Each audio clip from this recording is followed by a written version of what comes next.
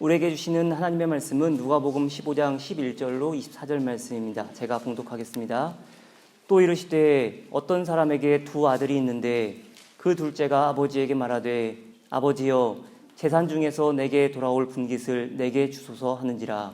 아버지가 그 살림을 각각 나눠 주었더니 그 후 며칠이 안 되어 둘째 아들이 재물을 다 모아가지고 먼 나라에 가 거기서 허랑방탕하여 그 재산을 낭비하더니 다 없앤 후 그 나라에 크게 흉년이 들어 그가 비로소 궁핍한지라.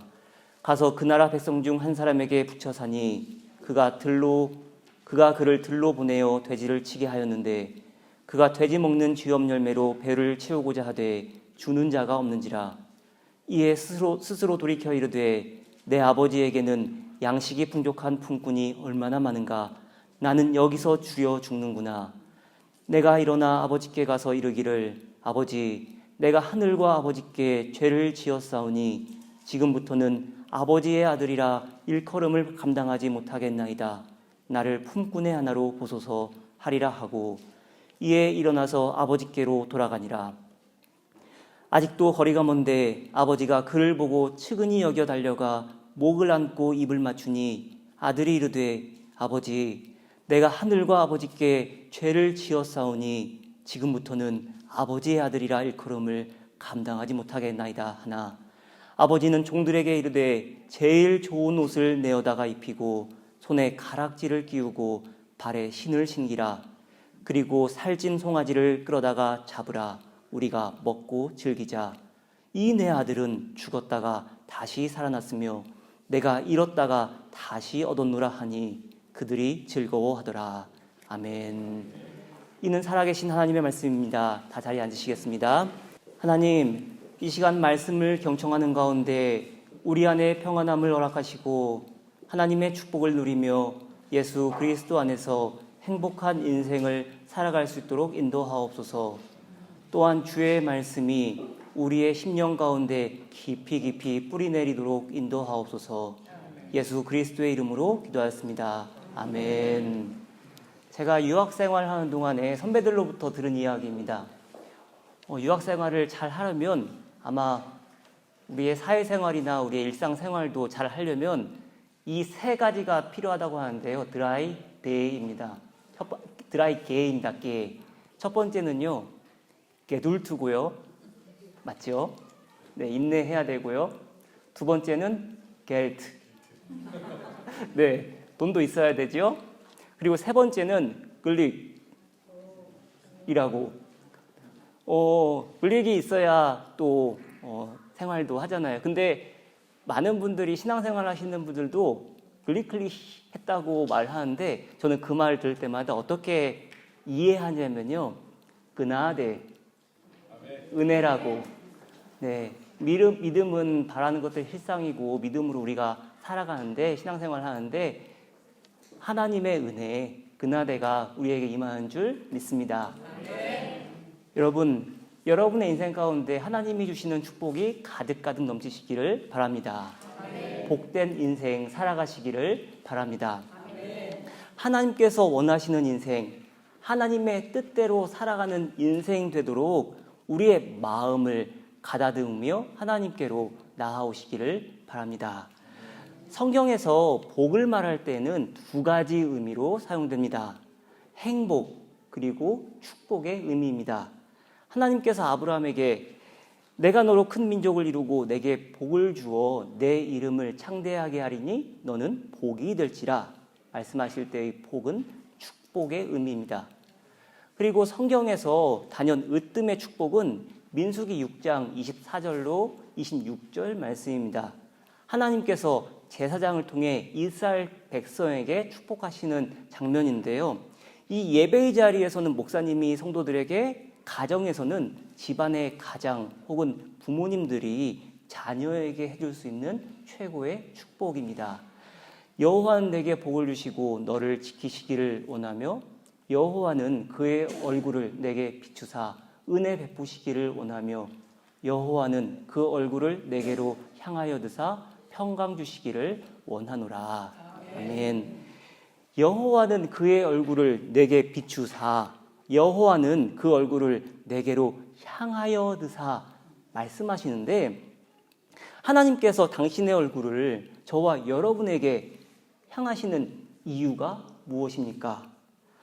당신께서 친히 저와 여러분을 어려움으로부터, 그리고 사나운 맹수의 공격으로부터 안전하게 지켜주시기 때문입니다. 가시나무 울타리가 되어줘서 우리를 보호하시고 두르신다는 이야기인데요. 그래서 우리의 삶을 지키시고 보호하시겠다는 선언인데, 그래서 이 성경 말씀에서 너를 지키시기를 원하며 라고 말합니다. 그리고 은혜 베푸시기를 원하며 라는 구절에는 하나님께서 친히 우리에게 장막 혹은 천막이 되어주시겠다고 말씀하십니다. 살다 보면 우리 인생도 냉혹하고 혹독한 시절을 맞지 않습니까? 하나님께서 지키시고 보호하지 않으셨더라면 정말이지 어찌 되었을지 모를 그러한 시간도 있습니다. 그럴 때 하나님은 저와 여러분에게 친히 장막이 되어주셔서 큰 은혜를 베풀어 주십니다. 광야를 지날 때, 인생에도 광야가 있죠. 광야를 지날 때 뜨거운 햇볕 아래에 미리 낮에 천막을 쳐놓으면 그 열기, 온기를 담고 있어서 깊은 어두운 밤에 온도가 내려가고 매서운 바람이 분다 할지라도 따뜻하고 안전하게 밤을 지낼 수 있는 것입니다. 그렇기에 우리의 삶에는 늘 하나님의 평안이 함께합니다. 그 얼굴을 내게로 향하여 드사 평강 주시기를 원하노라. 우리의 삶의 환경이 어떠하다 할지라도 하나님의 평안, 평강, 샬롬이 임할 수 있게 되는 것입니다. 이러한 은혜와 축복이 함께하기를 간절히 소망합니다. 그리고 성경이 전하는 복, 축복이라는 뜻 외에 행복의 의미로 사용될 때는 이런 경우입니다. 심령이 가난한 자는 복이 있나니 천국이 그들의 것이며, 애통하는 자는 복이 있나니 그들이 위로를 받을 것이며. 여러분, 심령이 가난한 자가 축복받은 자입니까? 애통하는 자가 축복받은 자입니까? 아멘인데요. 그런데 여기에서의 복은 행복의 의미로 읽으시면 좋습니다. 예수님께서 말씀하신 팔복은 축복이란 의미도 있겠지만 물론 그러나 행복의 의미로 읽어야 하는데요.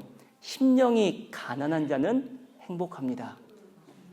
심령이 가난하다 할지라도 행복할 수 있는 이유는 천국이 그들의 것이기 때문입니다. 애통하는 자는 행복합니다. 애통하고 눈물 흘린다 할지라도 행복할 수 있는 이유, 결국에는 우리가 위로를 받을 것이기 때문입니다. 시편 역시 첫 시작부터 복을 언급하는데요. 대부분의 경우에 시편 읽으시다 보면은 그 복은 대부분의 행복을 의미합니다. 특별히 시편 1편은 복 있는 사람은 라고 운을 떼고는 시편 2편 마지막에 가서 여호와께 피하는 모든 사람은 다 복이 있도다 라고 선언합니다. 그렇다면 시편 기자는 시편 1편과 2편 그리고 더 나아가 시편 전체에서 어떤 사람이 복된 인생, 행복한 인생을 살아간다고 말하고 있습니까? 하나님을 떠난 이스라엘 백성이 바벨론의 포로로 끌려갑니다. 그리고 하루하루 의미 없는 인생을 살아갑니다. 그런데 어느 날 갑자기 하나님께서 이러한 깨달음을 주십니다. 우리 인생의 행복이 다른 데에 있지 않다는 겁니다. 시냇가에 심은 나무, 원어를 의미를 살리면 인공적으로 만든 수로에 옮겨 심은 나무. 지금 예루살렘이 아니라 바벨론에 있는 옮겨 심은 나무처럼 우리가 어디에 있든지, 비록 지금은 예루살렘에서 예배할 수는 없지만 하나님의 말씀에 깊이 뿌리 내리기만 하면 행복할 수 있다는 진리입니다. 그래서 시편 기자는 시편 1편을 기록하며 더 이상 아무 기대 없이 뿌리 없는 인생을 살지 말고, 혹은 헛된 것에 자신의 인생을 걸지도 말고 오직 말씀으로 기초를 세우며 행복한 인생을 살라 권합니다. 시편 1편 1절로 3절 말씀 여러분 암송하시죠? 함께 암송해 볼까요? 복 있는 사람은 시작. 복 있는 사람은 악인들의 꾀를 따르지 아니하며 죄인들의 길에 서지 아니하며 오만한 자들의 자리에 앉지 아니하고 오직 여호와의 율법을 즐거워하여 그의 율법을 주야로 묵상하는도다. 그는 시냇가에 심은 나무가 철 따라 열매를 맺으며 그 잎사귀가 마르지 아니함 같으니 그가 하는 모든 일이 다 형통하리로다. 그리고 시편 2편에서는 다음과 같이 말합니다. 이스라엘 백성이 그리고 저와 여러분이 허울뿐인 인생을 살지 않으려면 우리 인생의 주인이, 우리 인생의 인도자가 누구인지를 분명하게 깨달으라는 겁니다. 시편 2편 마지막 절 이렇게 말합니다. 그의 아들에게 입맞추라. 그렇지 아니하면 진노하심으로 너희가 길에서 망하리니 그의 진노가 급하심이라. 여호와께 피하는 모든 사람은 다 복이 있도다. 여호와께 피하는 모든 사람은 다 복이 있다. 복이 있는 사람이 되려면 그의 아들에게 입 맞추라는 겁니다. 결국 우리 인생의 참된 인도자는 오직 주님뿐이라는 고백입니다. 결국 시편 기자가 시편 전체에서 전하고자 하는 것이 무엇입니까? 진정 행복한 인생을 살아내기 원한다면 하나님의 말씀 안에 거하고 예수 그리스도만이 우리 인생의 유일한 길이요 진리요 생명임을 깨달아 알아야만 한다는 겁니다. 그런데 오늘 본문을 보면 아버지께로부터 크나큰 축복을 상속받았음에도 아버지 안에서의 행복은 누리지 못하는 안타까운 인생이 등장합니다. 세상의 마음을 뺏기고 세상 것에 입 맞추며 살아갔던 탕자입니다. 아버지 안에 거하기를 거부하였던 탕자 둘째 아들의 요구를 들어보시기 바랍니다. 누가복음 15장 12절 말씀. 그 둘째가 아버지에게 말하되 아버지여 재산 중에서 내게 돌아올 분깃을 내게 주소서 하는지라. 아버지가 그 살림을 각각 나눠 주었더니 당시에는 아버지께서 돌아가신 이후에만 유산 분배가 이루어졌다고 합니다. 그렇기에 아버지가 살아계신데 아버지의 생전에 유산을 구하는 것은 아버지가 죽기를 바란다고 말하는 것과 전혀 다름이 없었습니다. 작은 아들에게 아버지라는 존재는 그저 유산을 물려받기 위한 수단에 지나지 않았던 겁니다. 그런데 사랑이 많으신 아버지는 오히려 살림을 나누어 주십니다. 둘째 아들에게 전 재산의 3분의 1, 작은 아들에게는 3분의 1입니다. 3분의 1을 떼어주려면 부동산의 상당량을 팔아야만 했을 것입니다.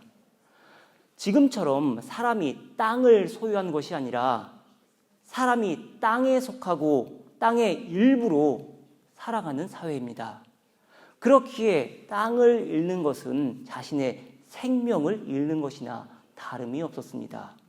그도 그럴 것이 아버지가 아들에게 나누어 준 살림이라고 번역된 헬라어 비오스는 생명을 뜻합니다.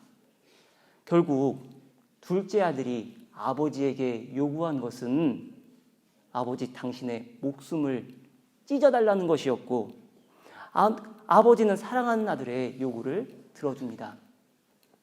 근데 이제 탕자가 마음을 돌려먹고는 집으로 향합니다. 집으로 가면서 집으로 향하는 내내 아버지에게 뭐라 말할까? 아버지를 만나면 무슨 말부터 꺼내야 할지 심히 고민하는데 정작 아버지는 사랑하는 아들을 보고는 아무 말도 하지 말라 하십니다. 돌아왔으니 됐다고, 이제는 내 품 안에서 쉬라고, 잘 돌아왔노라고 말씀하실 뿐입니다. 누가복음 15장 20절입니다. 이에 일어나서 아버지께로 돌아가니라. 아직도 거리가 먼데 아버지가 그를 보고 측은히 여겨 달려가 목을 안고 입을 맞추니 아버지가 돌아온 아들의 입을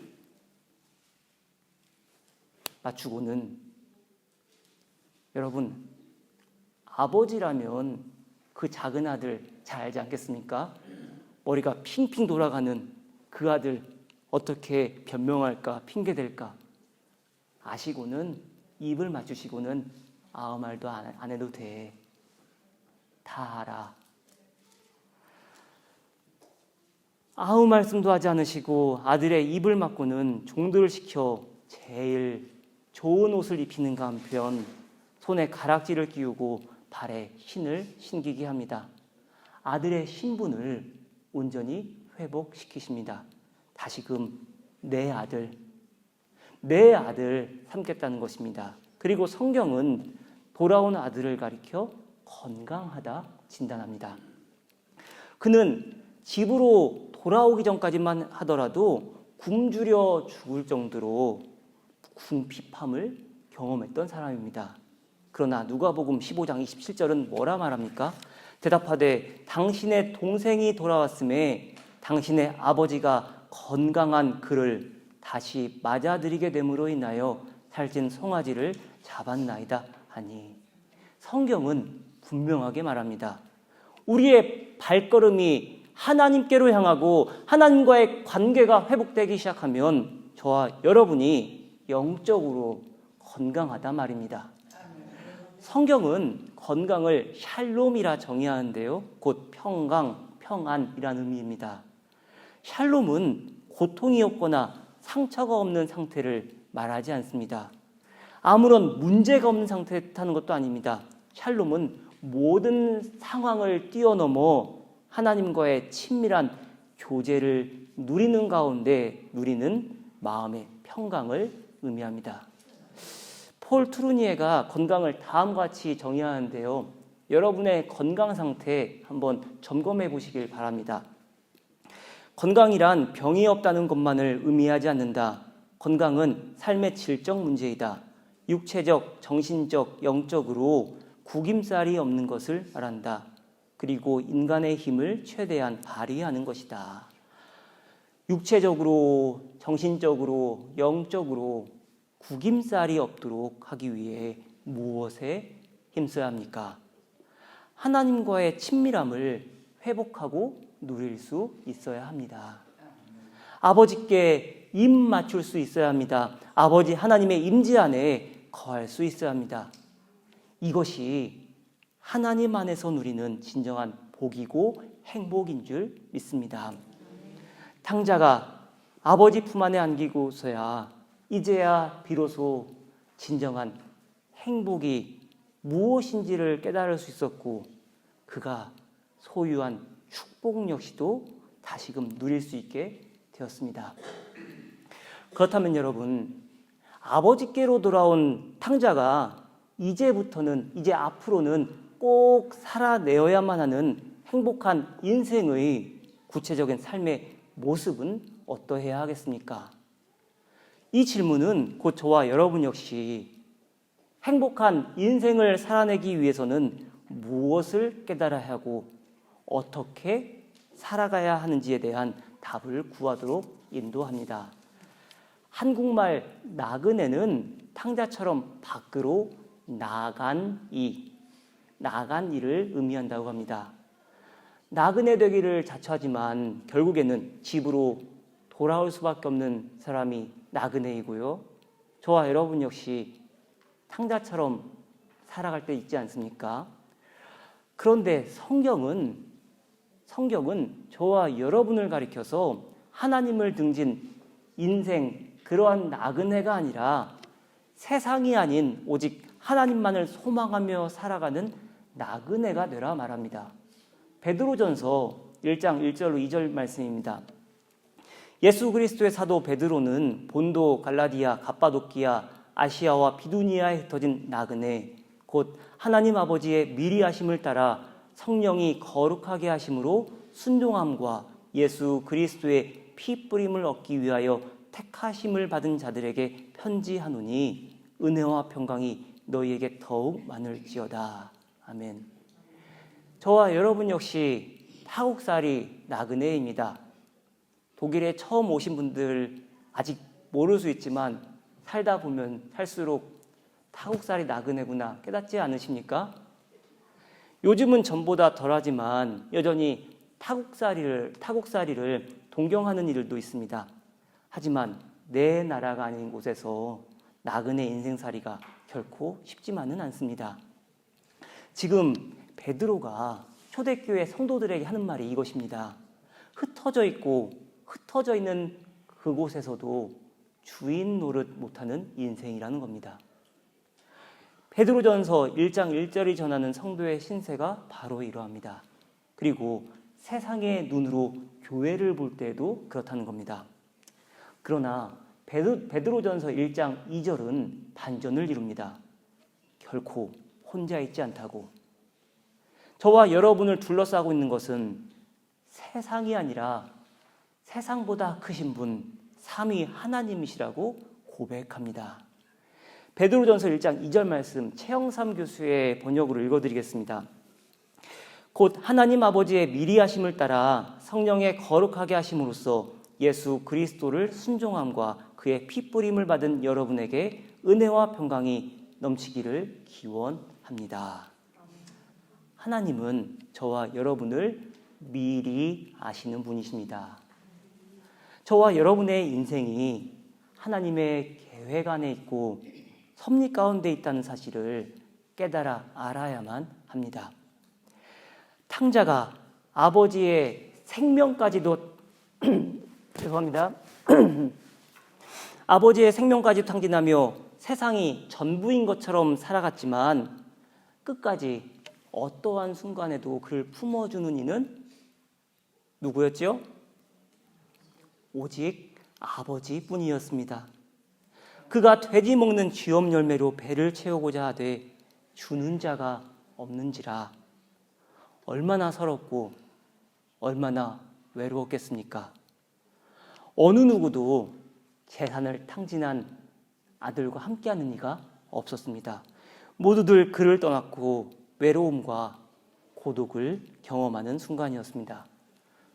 그러나 여러분, 저와 여러분에게도 그러한 경험들 있으시겠지만 어느 누구도 나와 함께하지 않는 것 같은 그러한 때에 오히려 내 인생 가운데 나타나시고 역사하시는 하나님을 경험하는 줄 믿습니다. 헨리 나우엔이 외로움이 사막이라면 고독은 동산이라고 표현한 바 있는데요. 외로움이 극복해야 할 감정이라면 고독은 우리가 추구해야 할 영성이라는 겁니다. 그리고 이러한 경우도 가능합니다. 외로움은 고독으로 들어가는 문이 되고 외로움이 기폭제가 되어서 하나님과의 깊은 교제로 나아가게 되는 고독을 경험하게 됩니다. 결국 고독을 통해 더 깊은 묵상의 세계로 들어가게 되고 고독을 통해 더 깊은 기도를 하게 됩니다. 고독을 통해 하나님의 품에 더 깊이 안기게 됩니다. 고독을 통해 더 깊은 은혜의 세계로 들어가게 되고 더 깊은 하나님의 임재 속으로 들어가게 되는 것입니다. 빈들이라는 표현이 우리의 고독과 하나님의 함께하심, 하나님의 일하심을 극명하게 드러내는 상징이 아닐까 싶습니다.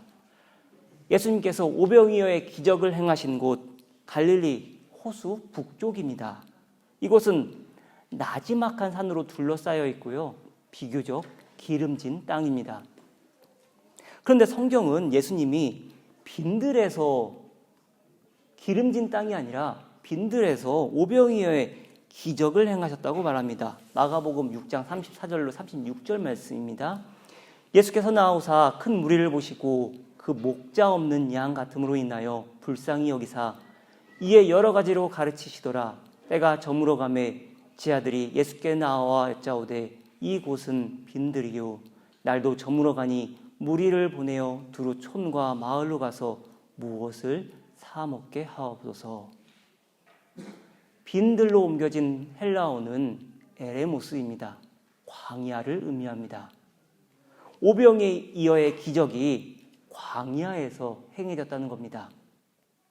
지리적으로는 광야가 아닌데 왜 광야라고 표현합니까? 오병이어의 기적은 광야에서의 만나를 연상시키기 때문입니다. 오직 하나님만이 역사하셔야 하기 때문입니다. 오직 하나님만이 불가능을 가능하게 하시기 때문입니다. 그렇기에 주가 일하시네 라는 찬양의 가사가 이렇게 증언합니다.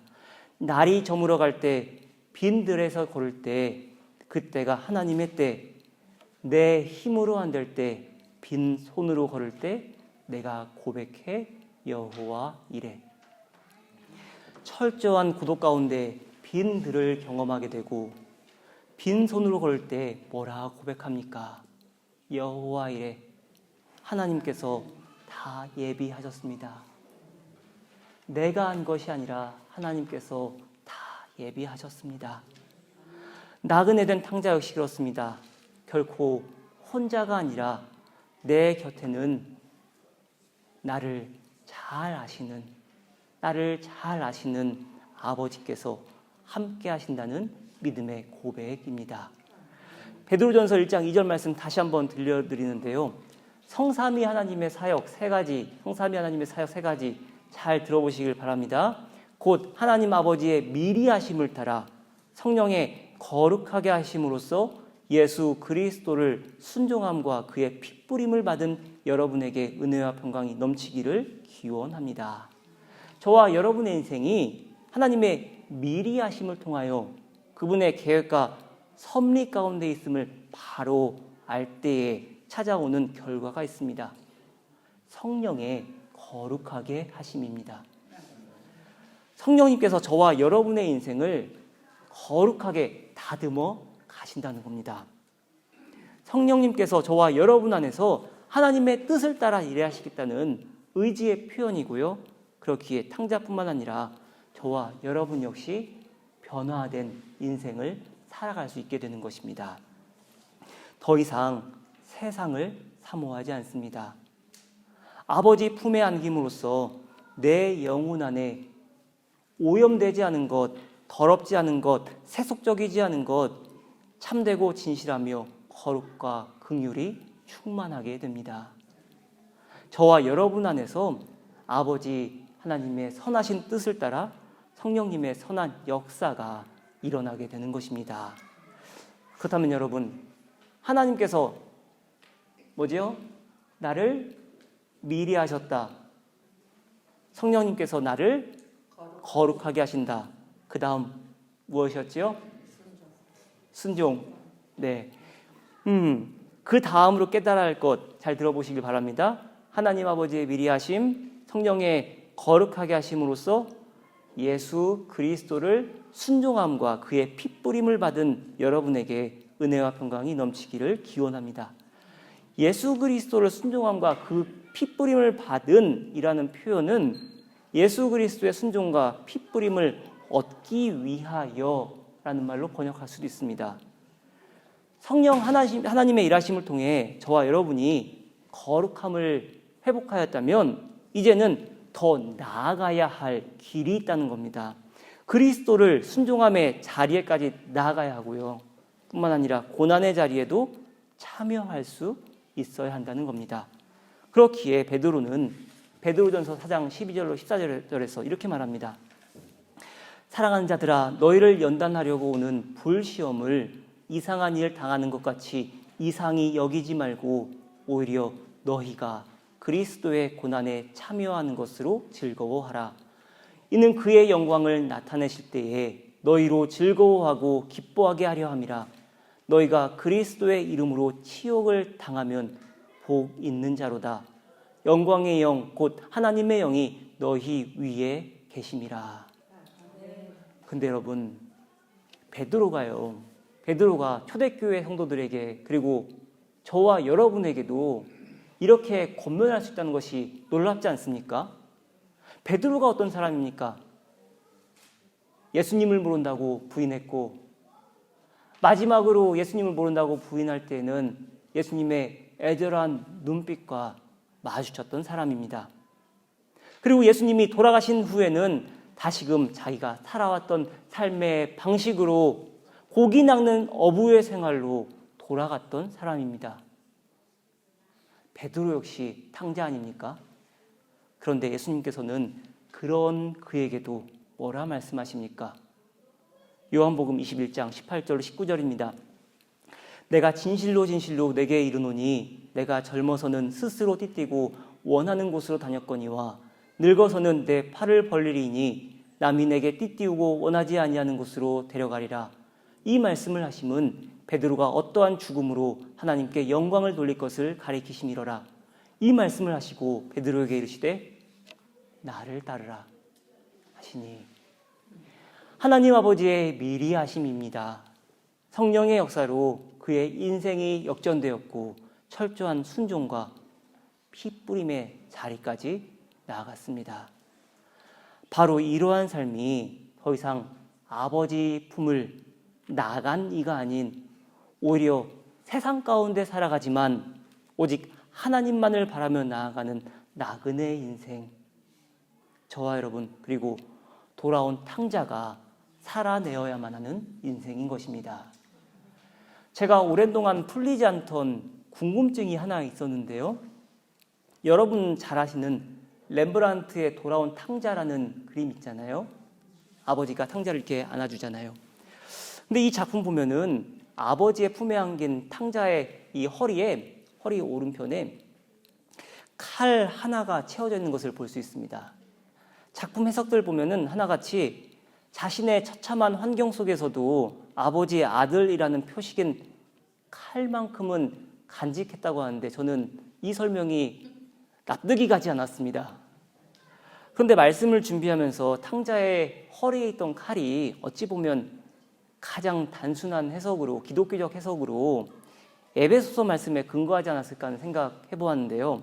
에베소서 6장 10절로 13절 말씀입니다. 끝으로 너희가 주 안에서와 그 힘의 능력으로 강건하여지고 마귀의 관계를 능히 대적하기 위하여 하나님의 전신 갑주를 입으라. 우리의 씨름은 혈과 육을 상대하는 것이 아니요 통치자들과 권세들과 이 어둠의 세상 주관자들과 하늘에 있는 악의 영들을 상대함이라. 그러므로 하나님의 전신 갑주를 취하라.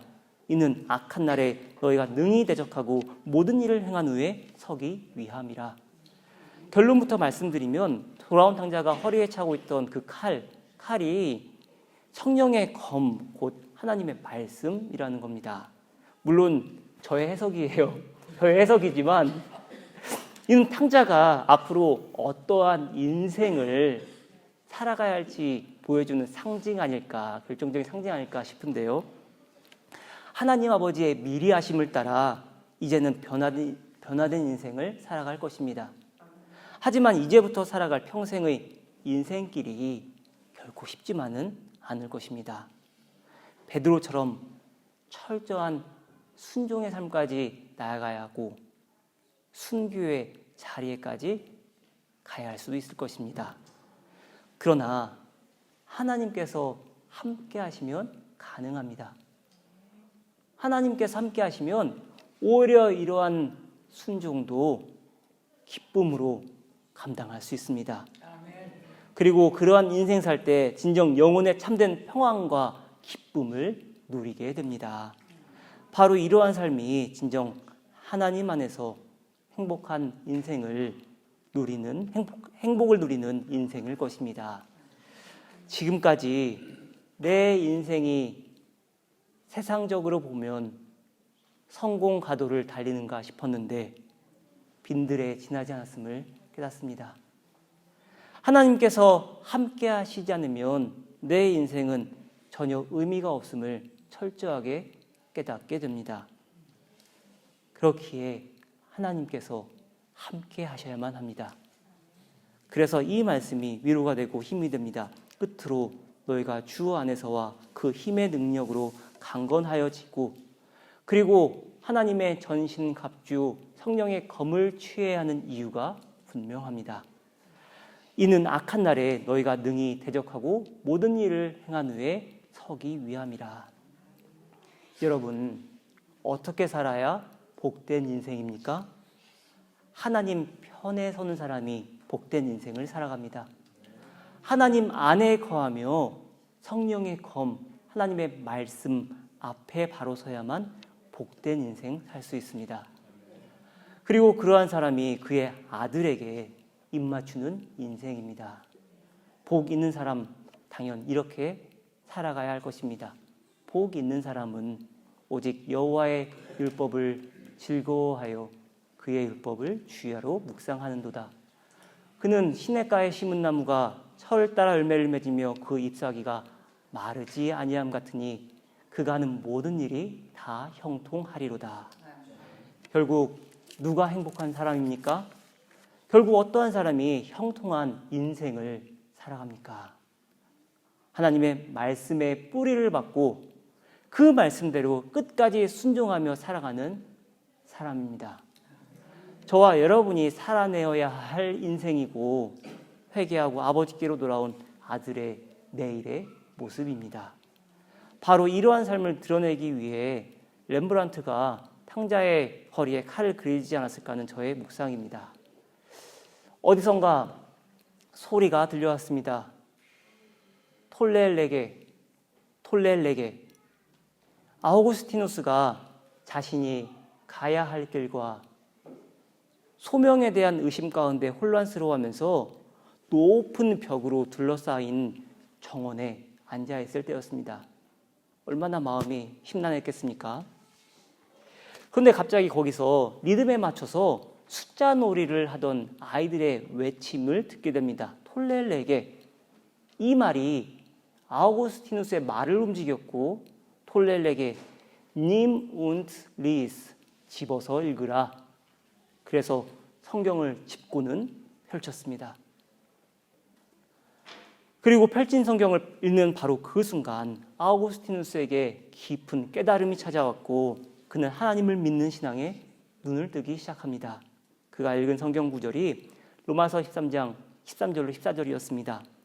낮에와 같이 단정히 행하고 방탕하거나 술 취하지 말며 음란하거나 호색하지 말며 다투거나 시기하지 말고 오직 주 예수 그리스도로 옷 입고 정욕을 위하여 육신의 일을 도모하지 말라. 이 특별한 사건으로 인해 아구스티누스의 인생은 하나님 안에서의 회심을 경험하였고 그를 통해 기독교 신학은 체계화되기 시작했습니다. 노트문타니 교회 성도 여러분, 여러분의 인생을 하나님께 맡기시길 바랍니다.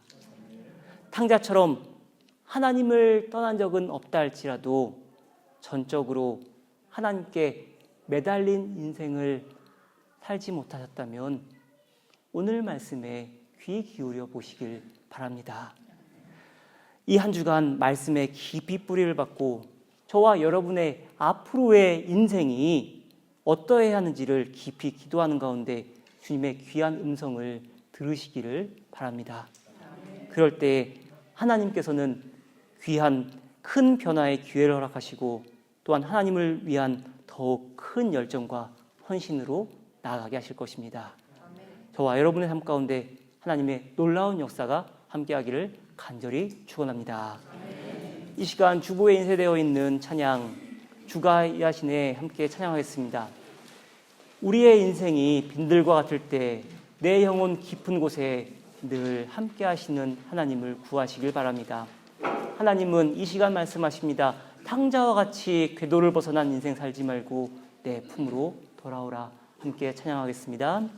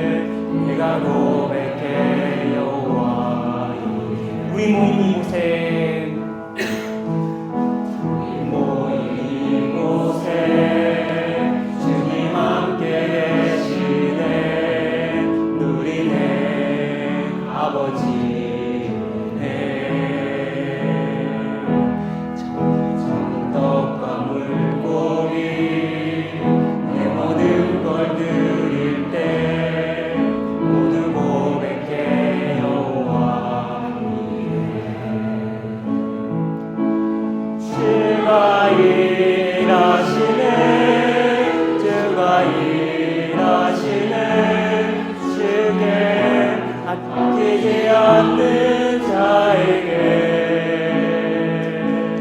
주가 일하시네 주가 일하시네 신뢰하며 얻는 자 주가 일하시네 주가 일하시네 주가 일하시네 주께 아끼지 않는 자에게 주가 일하시네 주가 일하시네 신뢰하며 걷는 자 주가 일하시네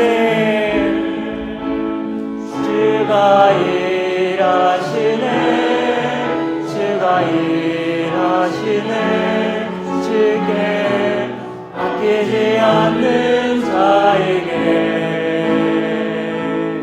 주가 일하시네 주가 일하시네 신뢰하며 얻는 자에게 여러분은 지난 세월 어떻게 살아오셨습니까? 아버지의 품 안에서 축복을 누린 자이지만 아버지의 품을 떠나 세상 가운데서 방황하진 않으셨습니까? 혹은 그렇진 않다 할지라도 미적미적 신앙생활 하진 않으셨습니까? 이 시간 마음을 다해 하나님 앞으로 나오시길 바랍니다. 그리고 저와 여러분 안에서 일하시는 하나님을 경험하시기를 바랍니다.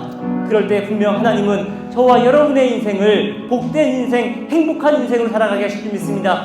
함께 기도하겠습니다. 하나님 아버지 감사합니다. 하나님 아버지 시간 주님께서 저에게 하나님 주님 앞으로 나오게 하시니 감사합니다.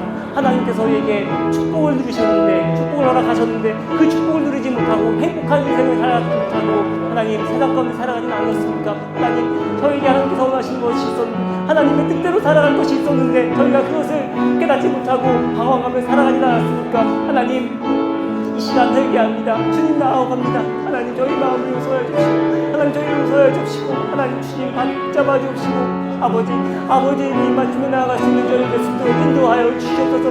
하나님 함께하여 주시고 우리의 마음 가운데 새 영을 허락하여 주셔서 오직 하나님만을 바라며 살아갈 수 있도록 저희를 붙잡아 주실 줄 믿습니다. 하나님 함께하여 주시고 하나님 저희에게 마음을 나누어 나갈 수 있도록 인도하여 주셔서 저희의 부족함 하나님께서 가리시고 하나님 주 예수 그리스도의 옷을 옷 입혀주시고 하나님 주님만을 사랑하며 사모하며 나갈 수 있도록 인도하여 주시옵소서. 하나님 우리의 지난날을 하나님 용서하여 주시고 더욱 하나님 앞으로 나갈 때 하나님 간절히 소망하며 나아갑니다. 하나님 간절히 소망하며 나아갑니다. 하나님 우리의 마음을 주장하여 주시고 하나님 주의 품 안에 엉겨 살아갈 수 있는 저를 내게 인도하여 주실 줄 믿습니다.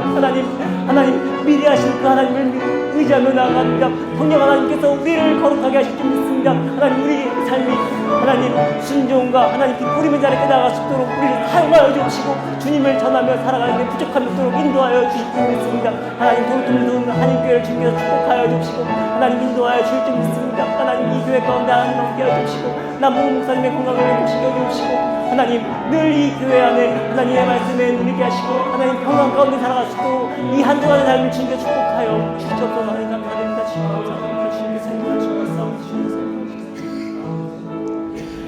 하나님 복된 인생 살아가기를 원합니다. 세상의 복이 아니라 진정 하나님께서 원하시고 하나님께서 강권적으로 인도하시는 그러한 복된 인생, 행복한 인생 되게 하옵소서. 감사드리며 예수 그리스도의 이름으로 기도드렸습니다. 아멘.